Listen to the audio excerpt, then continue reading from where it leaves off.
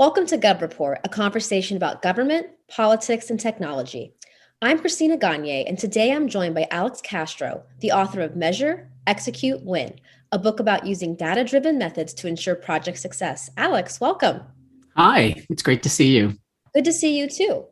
So, our conversations at the Gov Report have a driving question that guides our conversation. And today, since you're an expert who wrote a book about how businesses can succeed by better understanding how they utilize data and leverage it, can you talk a little bit about your expertise and your approach?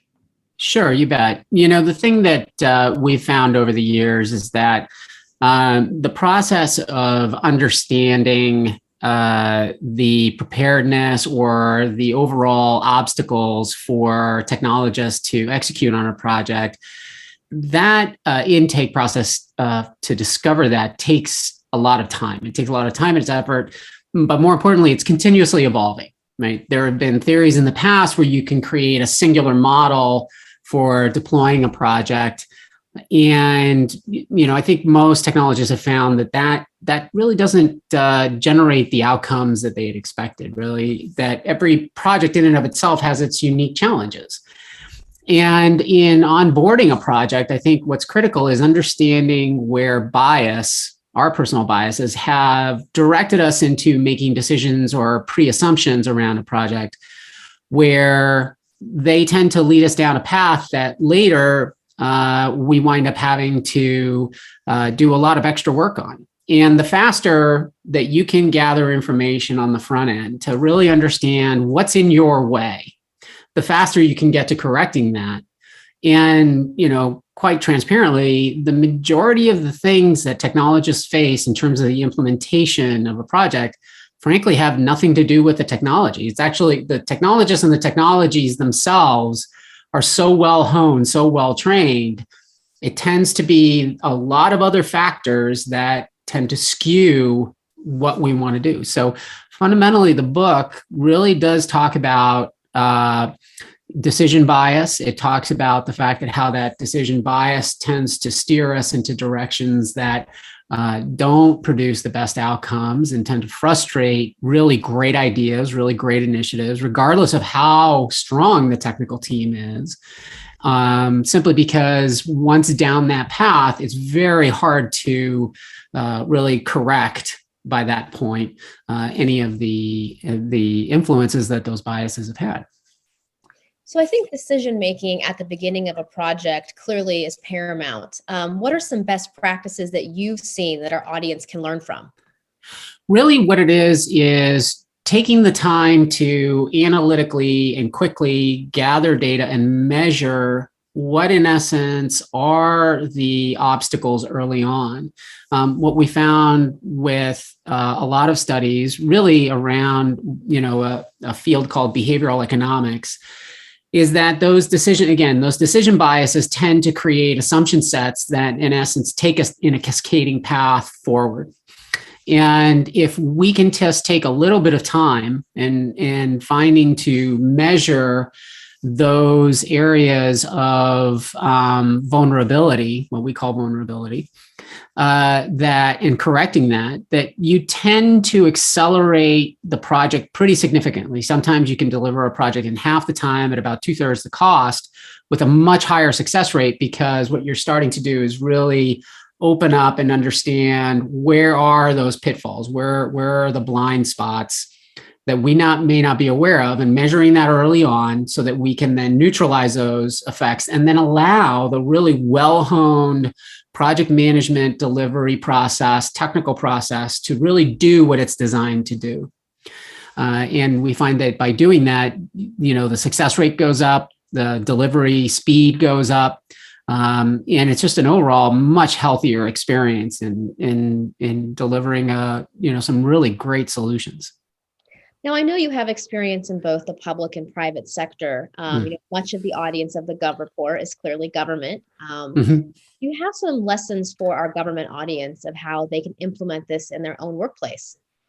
Really, it's taking an early step in the decision process.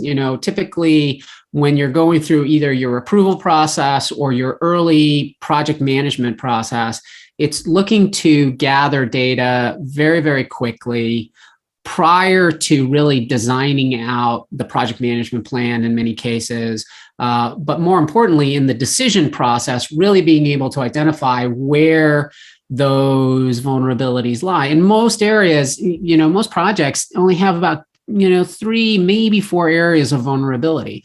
And once those are neutralized and we can strip out our own biases in terms of how we look at things, again, the outcome can be pretty significant. Again, it's about speed to market. It's about reduction in cost, but it's overall the experience of implementing a project is what really begins to influence its post-implementation value, right? So if the project is a struggle to get in, and it is a very difficult experience to get in, the way people receive it in terms of its utilization and how happy they are with its capabilities tends to be heavily influenced by the process of implementation. If that implementation is much smoother, it's less fraught with splintering efforts where we have to go and neutralize this issue or that issue, that experience can then influence the post go live value of that effort. And I think, technologists deserve that level of opportunity to really receive that value add in really showing the capabilities of technology. I think that within public sector, every technologist out there, sincerely wants to make an impact and make, the program and the mission more effective. And unfortunately, in the acceleration in today's market, a lot of times, they're having to deal with issues that they directly don't have influence over. And that can be super frustrating when the opportunity is right there and the idea is right there. And they can see the path, but it's so fraught with so many issues that have to be resolved. And that's just an unfortunate outcome. There's just so much good potential in the market that by measuring that readiness, measuring that capability early on, you really begin to see a significant increase in positive outcomes. Now you have the unique experience to be able to step back and see what has happened across multiple projects. And you've done an in-depth analysis, of the government space. Are there any common vulnerabilities that, our audience should be looking out for? Well, I think that, one of the things that we find in our practice is really a lot of times when you're dealing with areas where if you have an institution that hasn't done a lot of projects in the past, you'll have conflict in the decision-making models. You'll have a misunderstanding sometimes of the level of capacity a business unit has to support the effort of implementation of a technology solution. And times like that, that's where measuring early can reveal those issues. You can really begin to address them early on, resolve them before engaging the life cycle. In more mature organizations, the struggle really is how strong is the understanding of business rules and workflows to be able to document them in a way that really tells a user story. And a lot of that is assumed in a lot of the requirements gathering processes. And many times that if that vulnerability can be identified early on and really understanding that there needs to be a deeper dive, that's where a lot of that cost avoidance can come, and a lot of that expansion of scope or misalignment of resource against outcome can happen.